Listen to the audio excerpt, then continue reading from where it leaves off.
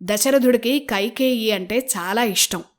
మిగిలిన ఇద్దరి భార్యల కంటే ఎక్కువగా ఆమె మందిరంలోనే ఉండేవాడు. ఆ ఇష్టమే ఇప్పుడు దశరథుణ్ణి కైకేయి మందిరం వరకు తీసుకువచ్చింది. వైద్యుణ్ణి తీసుకురావాలా? ఎవరైనా బాధ పెట్టారా? ఎవరినైనా శిక్షించాలా?